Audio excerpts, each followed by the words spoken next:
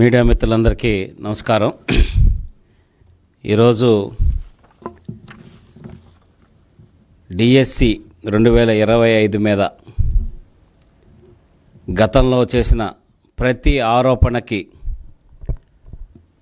విద్యాశాఖ అధికారులు అలాగే స్పోర్ట్స్ అథారిటీ ఆఫ్ ఆంధ్రప్రదేశ్ అధికారులు ప్రతి ఒక్క కేసుని వాళ్ళు ఏదైతే ఆరోపణ చేశారో ప్రతి ఒక్క దాన్ని కూడా కేస్ టు కేసు ఎక్స్ప్లెయిన్ చేసి ఒక పవర్ పాయింట్ ప్రజెంటేషన్ పెట్టి వివరంగా మీడియాకి ఈ రాష్ట్ర ప్రజలకి తెలియజేయటం జరిగింది. తర్వాత మళ్ళీ కొన్ని రోజులు పసలేని ఆరోపణలు చేస్తూ బెంగళూరు నుంచి పాపం చాలా ఖర్చు పెట్టుకొని వచ్చి జగన్మోహన్ రెడ్డి గారు ఒక ప్రెస్ మీట్ పెట్టి వెళ్ళటం కూడా జరిగింది.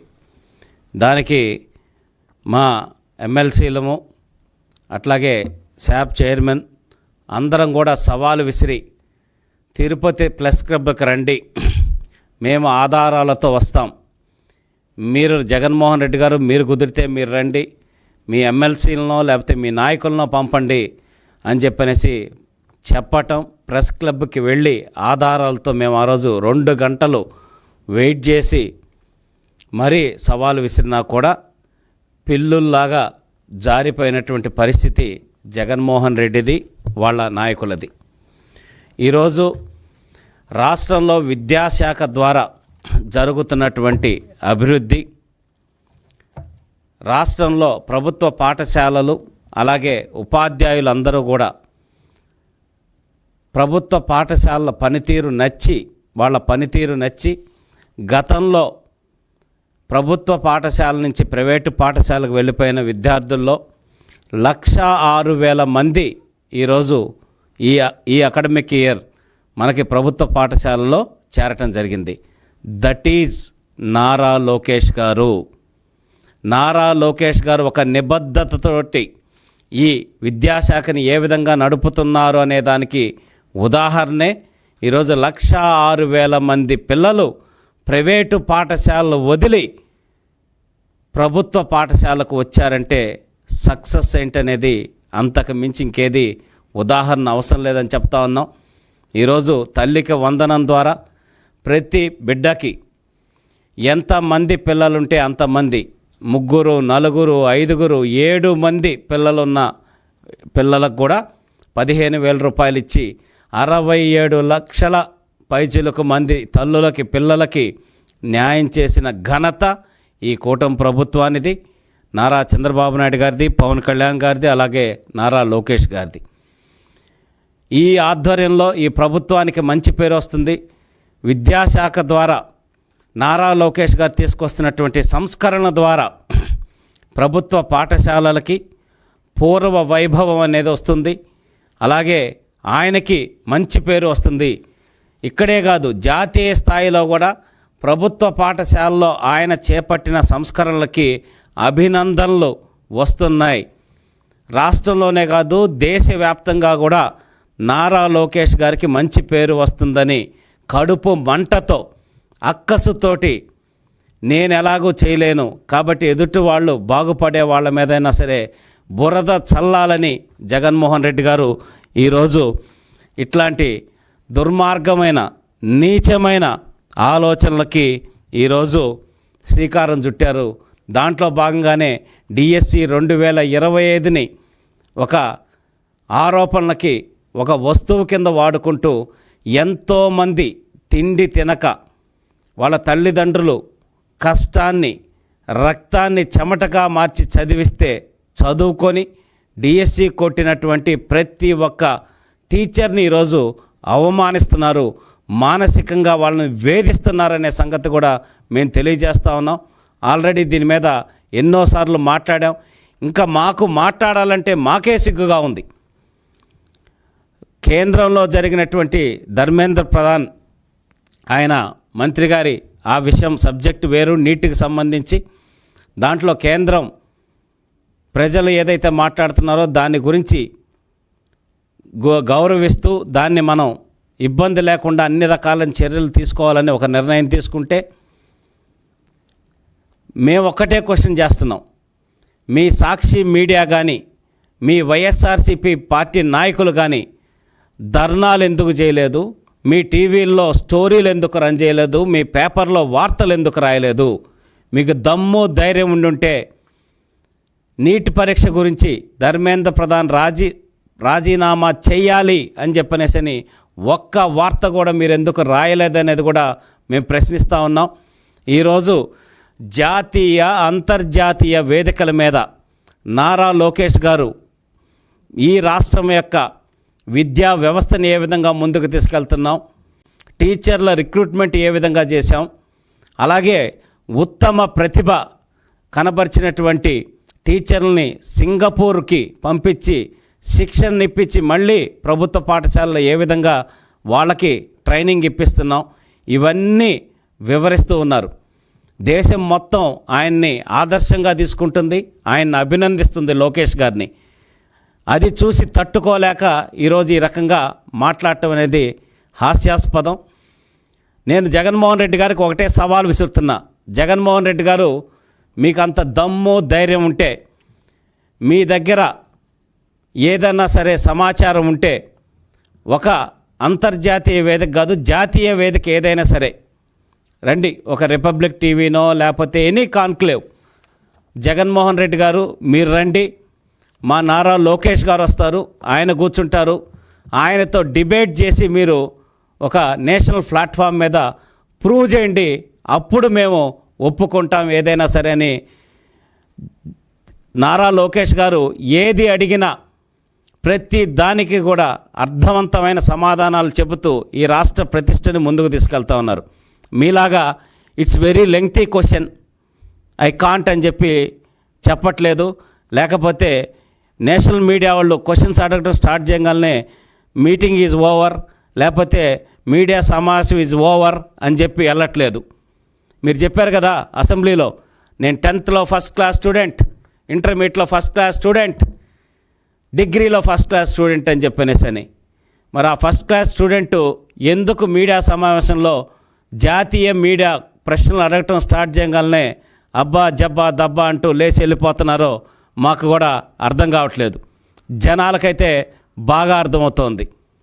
సమాధానం చెప్పలేనప్పుడు, మీరు మాట్లాడే దాంట్లో నిజం లేనప్పుడు మాత్రమే అట్లా పారిపోయేటటువంటి పరిస్థితి ఉంటుంది. ప్లస్ మనకి భాష మీద కూడా ఎటువంటి పట్టు ఉందో ఒకసారి రాష్ట్ర ప్రజలందరూ చూస్తున్నారు. నారా లోకేష్ గారిని మాట్లాడటం చేత కాదని మీ సోషల్ మీడియా ద్వారా, మీ మీడియా ద్వారా మీరు అవహేళన చేసిన సందర్భాలు మాకు గుర్తున్నాయి. ఈరోజు రండి, లోకేష్ గారితో కూర్చొని చర్చించేటటువంటి దమ్ము ధైర్యం సబ్జెక్టు మీ దగ్గరుంటే మీరు రండి అని చెప్పనేసి జగన్మోహన్ రెడ్డిని మేము ఆహ్వానిస్తూ ఉన్నాం. అలాగే పోయినసారి మీడియా సమావేశం పెట్టినప్పుడు చెప్తా ఉన్నారు ఆయన, జెన్జీ, జెన్ ఆల్ఫా అందరూ చూస్తూ ఉన్నారు, మీ సంగతి తేలుస్తారని. వాళ్ళు నిజంగా పాపం సరిగ్గా చూసుంటే మీకు ఆ 11 సీట్లు కూడా వచ్చుండే కాదనే సంగతి ఈ సందర్భంగా మేము తెలియజేస్తా ఉన్నాం. అలాగే ఆ మీడియా సమావేశంలో జగన్మోహన్ రెడ్డి గారు ఇంకో మాట చెప్పారు. మేము అక్కడ సెంట్రల్లో కాక్రోచ్ పార్టీ వచ్చింది, ఇక్కడ ఆంధ్రప్రదేశ్లో మేము కాక్రోచ్లు అని చెప్పి ఆయన సిగ్గుపట్టడం కూడా జరిగింది. ఆ సిగ్గుపట్టం చూసి ఆంధ్రప్రదేశ్ జనాలు చచ్చిపోయిన సంగతి కూడా మేము చూసాం. మీరు కాక్రోచ్లు కాదు స్వామి, బ్యాండీ కూట్ ర్యాట్ అంటారు, లేకపోతే లార్జ్ పిగ్ ర్యాట్ అంటారు, అంటే పందికొక్కులు. ఈ రాష్ట్రాన్ని దోచుకు తిన్న పందికొక్కులు మీరు, మీ పార్టీ, మీరు కాక్రోచ్లు అని చెప్తే నవ్వు వస్తుంది. జనాలు పడి నవ్వుకుంటున్నారు. దయచేసి ఇంకోసారి అది మాట్లాడొద్దని కూడా తెలియజేసుకుంటూ, ఈరోజు ప్రభుత్వ పాఠశాలల్ని అద్భుతంగా మారుస్తూ, ఆఖరికి మిడ్ డే మీల్స్లో కూడా ఏ ప్రాంతానికి ఎటువంటి ఆహారపు అలవాట్లు ఉన్నాయి, వాటికి తగ్గట్టు మిడ్ డే మీల్స్లో మెనూని మార్చాలని అంత డీప్గా వెళ్ళి నారా లోకేష్ గారు ఆ పిల్లల యొక్క భవిష్యత్తు గురించి, వాళ్ళకు పెట్టేటటువంటి భోజనం గురించి కూడా ఆలోచించి పనిచేస్తున్న వ్యక్తి. మిల్లెట్ చిక్కీలు ఇచ్చి వాళ్ళ ఆరోగ్యం బాగుండాలని ఆలోచించినటువంటి వ్యక్తి. మంచి సన్నబియ్యం రైస్ ఇచ్చి ఈరోజు వాళ్ళకి కడుపు నిండా తిండి పెట్టాలని, ఆ బిడ్డలు బాగా చదువుకోవాలని ఆలోచించిన వ్యక్తి నారా లోకేష్ గారు. పుస్తకాల బ్యాగ్ బరువు ఉంటుందని చెప్పనేసి డివైడ్ చేసి ఏ సెమిస్టర్కి ఆ సెమిస్టర్ సగం పుస్తకాల భారం తగ్గించిన వ్యక్తి నారా లోకేష్ గారు. అంటే ఎంత సునిశ్చితమైన అంశాలు కూడా ఆలోచించి ప్రభుత్వ పాఠశాలలో ఆయన విధి విధానాలు తీసుకొస్తున్నారో మనం అందరం చూస్తూ ఉన్నాం. అట్లాగే ఈరోజు 2003 డిఎస్సి ఎవరైతే సిపిఎస్ టు ఓపీఎస్ అని 22 సంవత్సరాలుగా ఇబ్బంది పడుతుంటే వాళ్ళది న్యాయమైన కోరిక అని చెప్పనేసి వాళ్ళని ఓపీఎస్లో తీసుకొచ్చి 11,000 కుటుంబాలకి ఈరోజు న్యాయం చేసిన వ్యక్తి నారా లోకేష్ గారు, నారా చంద్రబాబు నాయుడు గారు.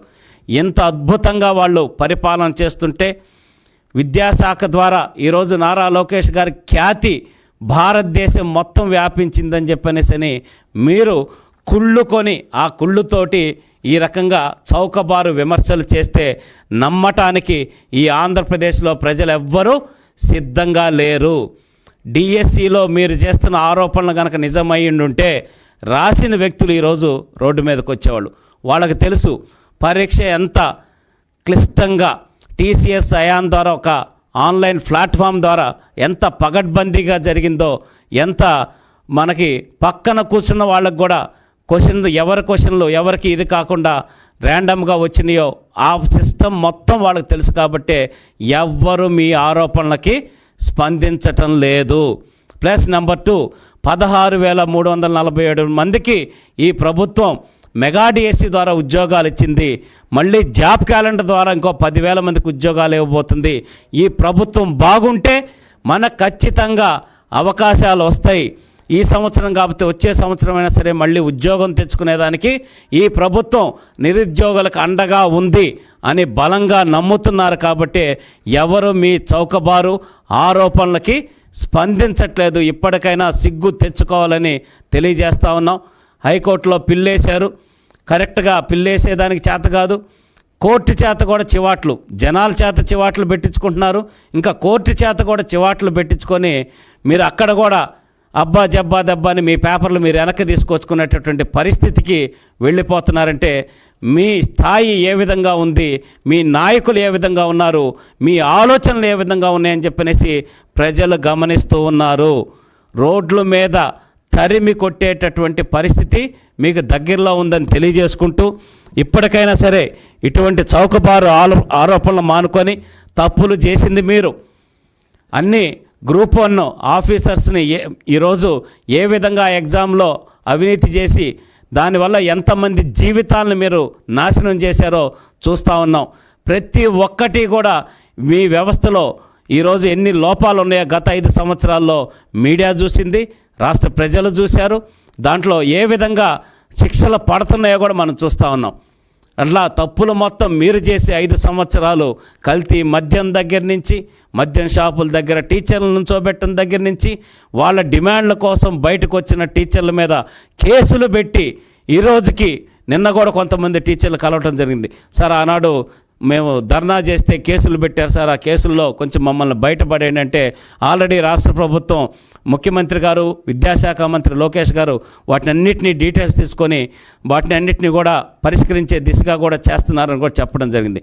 మీరు ఇటువంటి చిల్లర బుద్ధులతోటి దుర్మార్గమైన ఆలోచనతోటి పనులు మీరు చేసి ఈరోజు మళ్ళీ లోకేష్ గారికి రాష్ట్ర వ్యాప్తంగానే కాదు దేశవ్యాప్తంగా పేరు వస్తుందని చెప్పనేసని మీరు ఆ చవకబారు ఆలోచనలు చేస్తే నమ్మటానికి సిద్ధంగా లేరు. అలాగే చెప్తున్నాం, ఇందాక మా ఎమ్మెల్సీ రాంగోపాల్ రెడ్డి గారు చెప్పినట్టు ఏ చర్చకైనా మేము సిద్ధం, మా సవాలు స్వీకరించే దమ్ము మీకుందా? మీ తాడేపల్లి ఇంటి దగ్గరికే రేపు వస్తాం, అక్కడ ఒక రౌండ్ టేబుల్ ఏర్పాటు చేస్తాం, మీకు ఒక కుర్చీ కూడా వేస్తాం. జగన్మోహన్ రెడ్డి గారు రండి, మా దగ్గర ఉన్న సమాచారంతో మేము మాట్లాడతాం మీడియా సమక్షంలో, మీ దగ్గర ఉన్న సమాచారంతో మీరు మాట్లాడండి. ఎవరిది తప్పో ఒప్పో రేపే తేల్చేద్దాం, దీనికి రేపటితో పులి స్టాప్ పెడదామని చెప్పనేసి కూడా మేము సవాల్ విసురుతున్నాం. ఆ సవాల్ను స్వీకరించే దమ్ము మీకు మీ నాయకులకు ఉంటే రేపు రండని కూడా తెలియజేసుకుంటూ ఈరోజు ఈ కూటమి ప్రభుత్వం ఆధ్వర్యంలో ప్రతి ఒక్కటి పారదర్శకంగా జరుగుతుంది. దీన్ని గనక మీరు అనవసరమైన రాగ్ధాంతం చేస్తే ప్రజలే మీకు బుద్ధి చెప్తారని తెలియజేసుకుంటూ సెలవు తీసుకుంటున్నాను. Thank you.